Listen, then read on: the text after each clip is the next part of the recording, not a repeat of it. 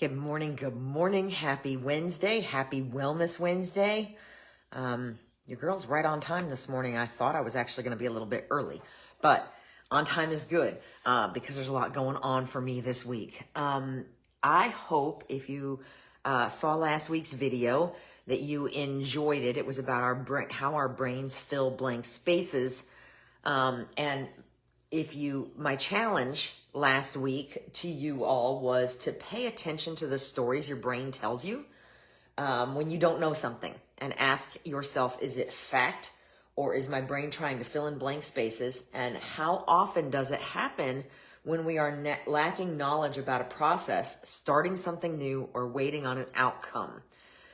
So I will drop the link to last week's video in the comments if you haven't seen it, if you're like, what is she talking about?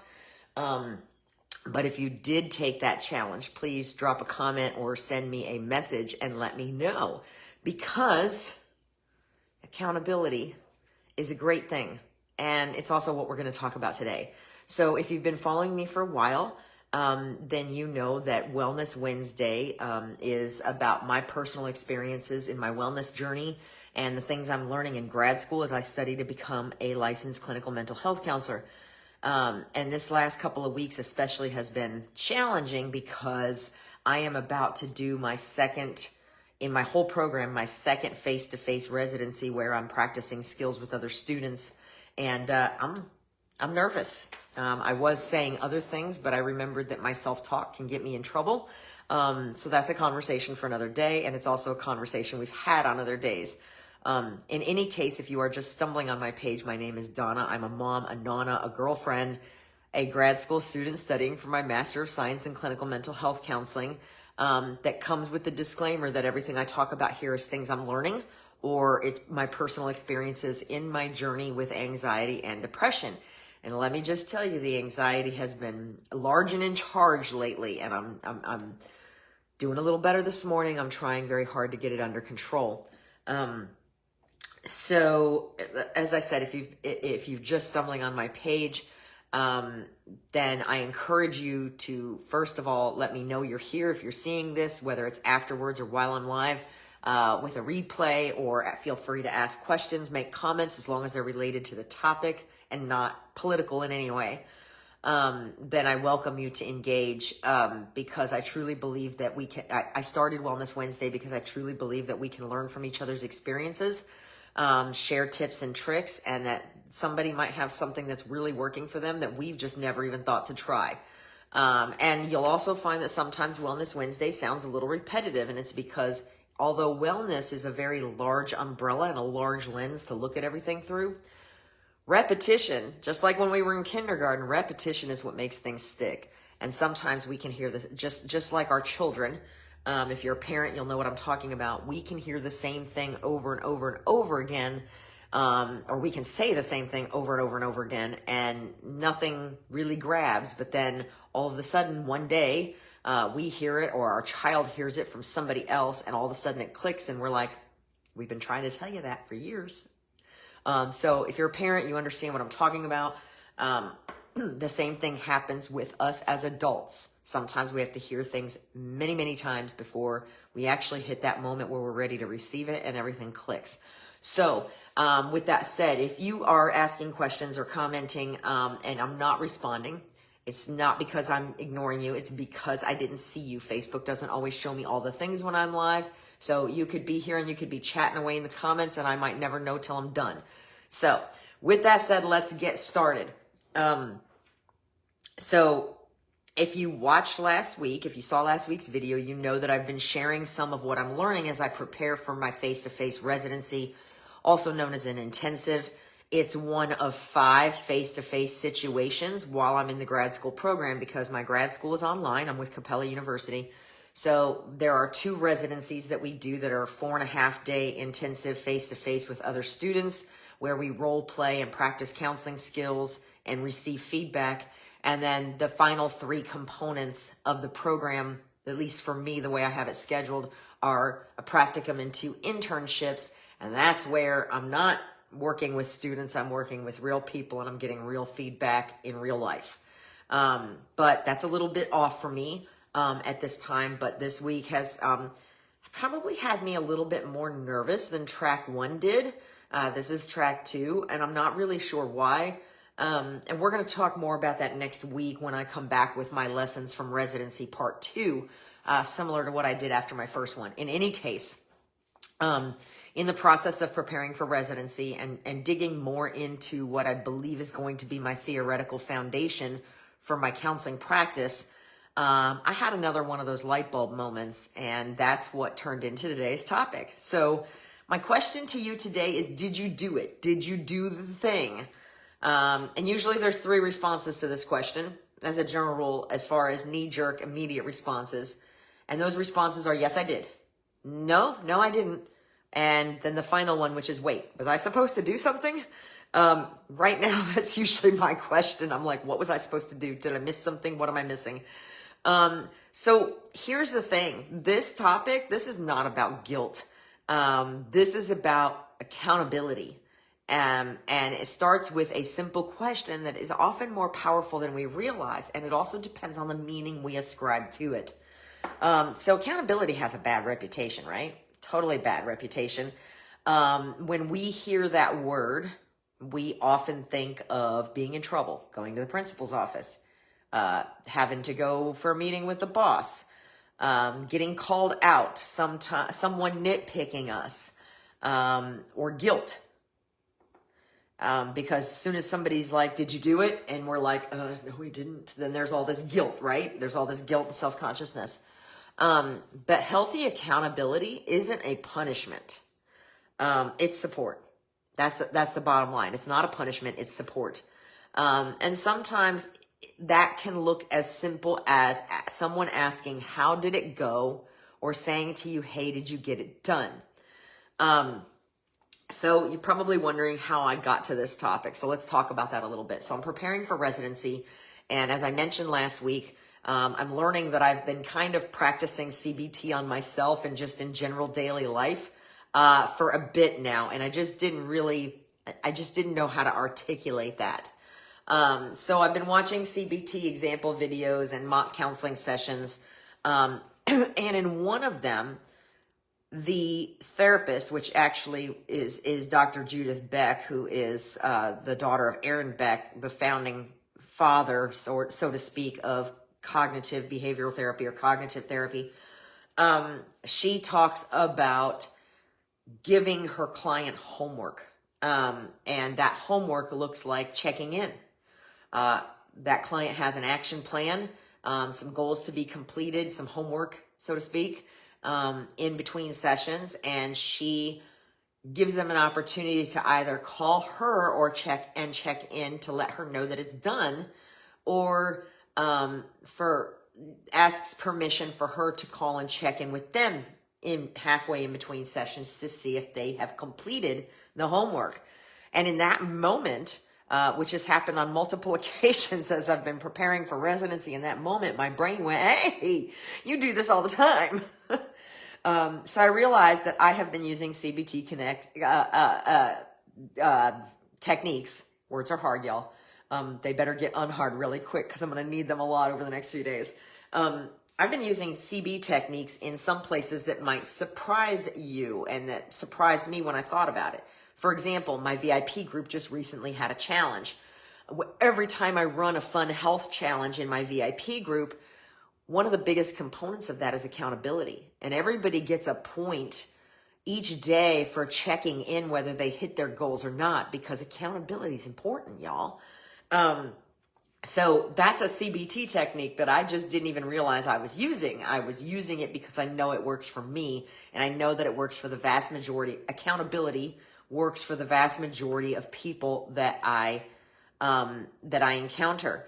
CBT techniques are used in some of the NAMI classes that I help to lead and produce.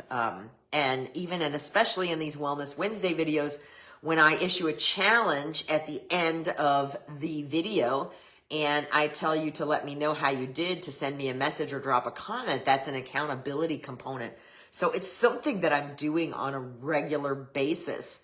And there's some other things too. We talk a little bit about doing something until you build confidence, which is very much like CBT, behavioral activation.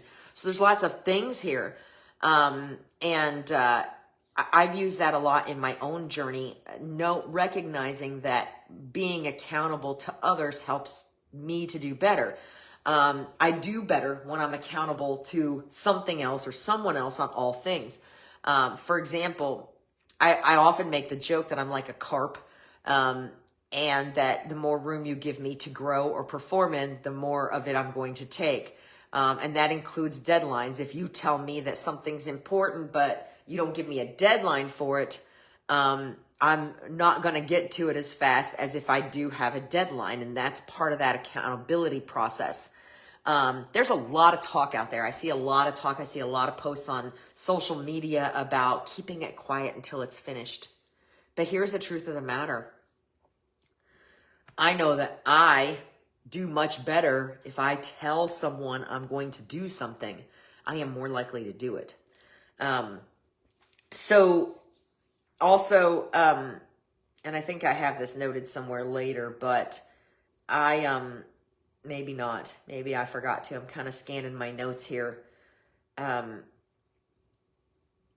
just kind of lost my train of thought. Give me a hot second. This is why I have notes, y'all, because train derailed. Let me just go on to the next thing and I'm sure I'll think of it. So why does accountability work? To start with, the question would be, if nobody knows I did it or I'm going to do it and I don't, does it still matter? Well, absolutely it matters. The thing, we talked about this a couple weeks ago in the Things We Don't Celebrate episode. When we do even the smallest of things that are a step forward or that were difficult to do, that is worth celebrating. But sometimes the act of telling someone we're going to do it, I know what I was thinking of. Okay. So I often joke about the fact that, if I say I'm going to do something, I'm going to do it. Even if it takes me a while. But again, if I have a deadline, I'm more likely to get it done faster. And that's the accountability component. So anyway, so the question was, if nobody knows, does it still matter? And like I said, we talked about this a couple weeks ago in the Celebrate Everything episode. Yes, it still matters, because what happens is, even if we don't say it to somebody else, we make a promise to ourselves that we're going to do something. And if we don't keep that promise, then that erodes at our self-trust, which then erodes at the trust we have in others, right? So it's all kind of connected. And that's why so many of the things we talk about in Wellness Wednesday are repetitive, because so much of this is connected together. Sometimes telling someone else what we're going to do is the thing that actually gets us to do it. Because if I say I'm going to do something, it moves up the priority list, because now I'm going to be embarrassed, or I'm going to be disappointed in myself, or I'm going to be mad at myself if I don't follow through with what I said, and I'm going to feel guilty. So that will produce more guilt in me than, or for example, when it's finally time to be accountable and I'm like, no, I didn't do the thing. And that produces more guilt than anything else for me. So we're more likely to follow through if we are accountable to someone else. And accountability is usually, and here's a big one for you. Accountability is usually way more reliable than motivation, because motivation is an emotion. It's a feeling that is often fleeting. But accountability keeps us consistent whether that emotion is there or not. And that's huge, y'all. And I find that to be true every single day. There are some days where I don't feel like doing the thing. Whatever the thing is, it doesn't matter. It could be taking a shower. I don't feel like doing the thing. But if I tell someone else, this is what I'm going to do and when, I am much more likely to do it. So another reason that accountability works is because we're tracking progress usually. Usually there's some kind of tracking involved in accountability. We're paying attention to what works. We're paying attention to what problems there are, what barriers come up when we're trying to do the thing. This is true for workouts and health goals. We track and we are accountable to coaches and dietitians and personal trainers and loved ones and even doctors. You're trying to get in the habit, for example, of taking your blood pressure and you're on a regular basis and you're struggling. And you brought the blood pressure cuff and you've got all the things at home.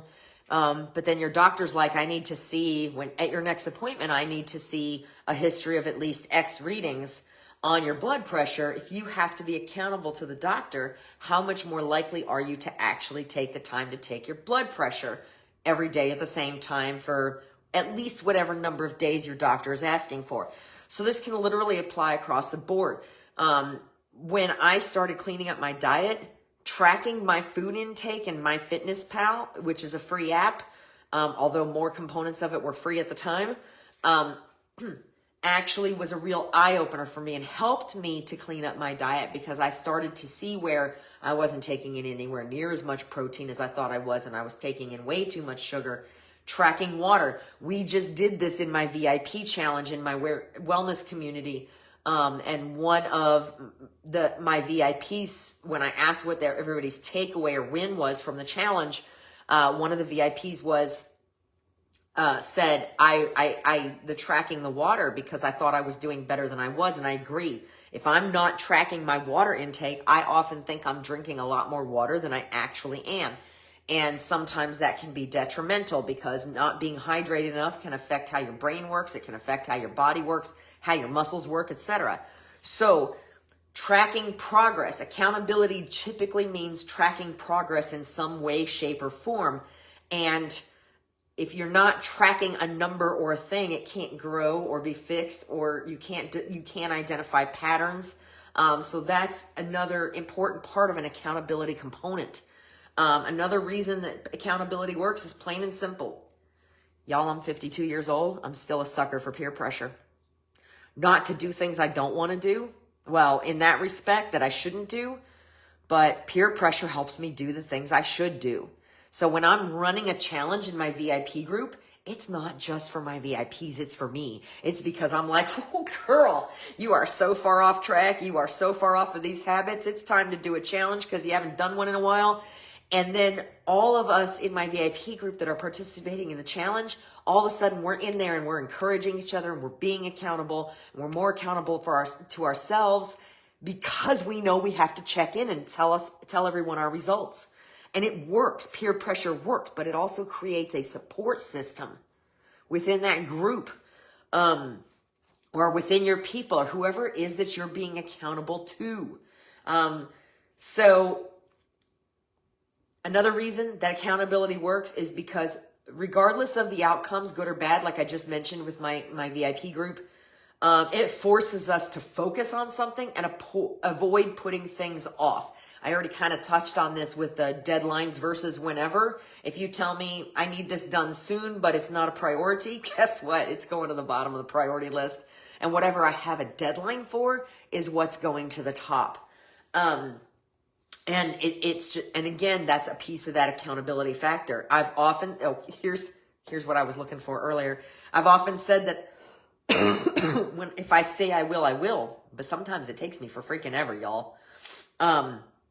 Whereas if I have a deadline, if I have more limited space as a carp to grow in, I can literally, if you tell me I have 2 hours to do something versus 2 days, I can get it done in either amount of time. And I'm literally going to take up that whole time probably to do it. Anybody else feel that? Anybody else experience that? That's what I'm talking about. So that's where the deadline becomes important. This is also valuable. Accountability is also extremely valuable in leadership. I've seen a lot of different types of leaders, and I've been in leadership positions a few times. And when we as leaders are accountable for modeling behavior, and we use words like, we need to accomplish this instead of you need to do this or I need to do that. When we say we are now becoming accountable to the whole group. And we are more likely as leaders to model the behavior we're looking for. And that's incredibly important, because it's kind of the same concept as be the change you want to see. You have to model that behavior.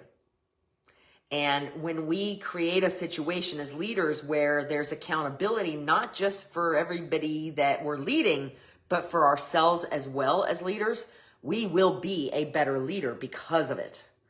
So that's another amazing reason why accountability works. And then here's the final reason, and you guys have heard me talk about this before. And again, this is another one of those CBT type techniques, cognitive behavioral therapy. If you're just jumping in, you're like, why is she speaking in abbreviations? Evidence building. And when we've talked about self-talk, when we've talked about imposter syndrome, and whoo, y'all, I'm feeling it this week. When we've talked about imposter syndrome, self-doubt, self-talk, all of those things, we have also talked about evidence building. And it's an example I actually recently watched in a CBT video. And again, one of those things where I didn't realize I was doing it until I saw it in action in a legit, well, I say legit, but in a mock counseling session or a recorded counseling session. The bottom line is evidence building. We have these automatic negative thoughts, and y'all, mine have been circling like buzzards lately. And so when we, oftentimes in a CBT type session, a counselor might ask, what is the evidence you have that you're not capable? Is there any other evidence that says differently? And it's an evidence collection type thing. And we've talked about that before, building an evidence file when you're when you're struggling with that self-doubt, even when it's something that you know you've done before and that you can do. Building that evidence file and which direction that evidence points is extremely important.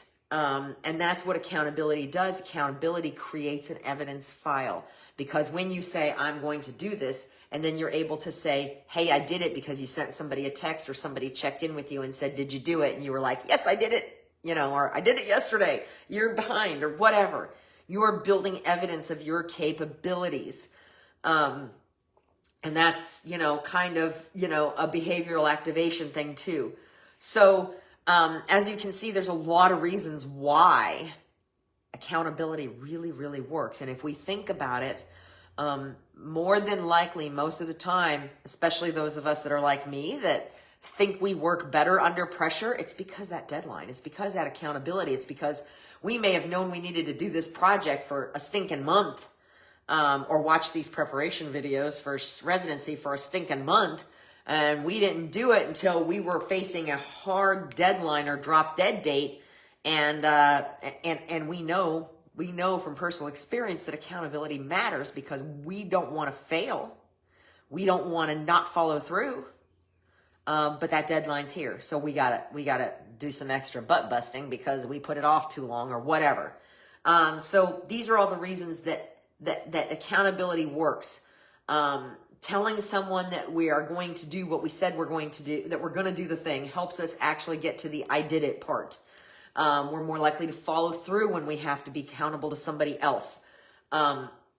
We are, it helps us track. We're tracking progress in some way, shape, or form. And a track number can't be corrected or can't show growth. Peer pressure, support systems, outcomes, that force us to focus and avoid putting things off. And then leadership, we talked about that, accountability and leadership, and building evidence so that we know what we're capable of.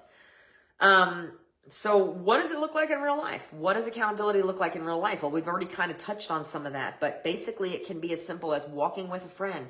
Hey, I said I was going to try to walk more. Can you walk with me? Will you walk with me? Or the friend saying, hey, you said you wanted to walk more often. Let's go for a walk. That's where accountability starts to show up in everyday life. Recovery groups. Accountability is a huge issue there. Workout partners, keeping a promise to yourself or someone else, finishing that thing on your list. That's why if you saw my teaser graphic for today, it showed a checklist with things being checked off. Finishing that thing on your list, leaving a reminder for yourself, or setting an alarm. I am becoming infamous, I think, for setting a get out alarm, because I'll get absorbed in whatever I'm doing and I'll forget that I'm supposed to be somewhere in 30 minutes until 5 minutes before. I just did that a couple weeks ago. So I've started setting get out alarms, and it's hilarious because the alarm goes off and it literally says on my phone, get out. So, you can hold yourself accountable while finding a tremendous amount of humor in it. I promise. So Reminder or setting an alarm, checking off another day on a new habit. That's a good one for me. When I'm trying to build new habits, I have a checklist in my planner so that I can check off every day whether I did it or I have to put an X there. So I'm pretty good at being accountable to myself, probably 2/3 of the time. Did you expect me to say more? Yeah, no. If I'm being realistic, I'm only accountable to myself I only answer to that accountability about 2/3 of the time. A great example, or just texting someone to say, I'm going to do the thing, I did the thing, whatever, or texting a friend to say, did you do the thing, to help hold them accountable. A great example of this is when I first started going to Jazzercise a few years ago. I was going to the 5:45 a.m. class because that's what worked with my work schedule at the time. I was in the process of exiting my previous job, so I was still working in an office every day. So the only way that I could really squeeze Jazzercise in was the 5:45 class, and the instructor in that 5:45 class, as I started to gradually, as my schedule started to change, and I was gradually attending that 5:45 class less and less because I wasn't getting up in time, my instructor would often joke, because a lot of times when I would show up, I would have a delivery for somebody from my activewear boutique. And she would joke around and she would be like, I swear she only comes when she's got to make a delivery. And she was right at that point, but not for the reason she thought she was right. Because what was really happening when I look back is that I was struggling to get to Jazzercise for myself at the 5:45 class. But if I had something that I was supposed to deliver to another Jazzercise person, because I said, I will drop this off at the center tomorrow, was often the extra accountability I needed to say, I got to get up and get going because I told someone else I was going to do something or because I was going to be there.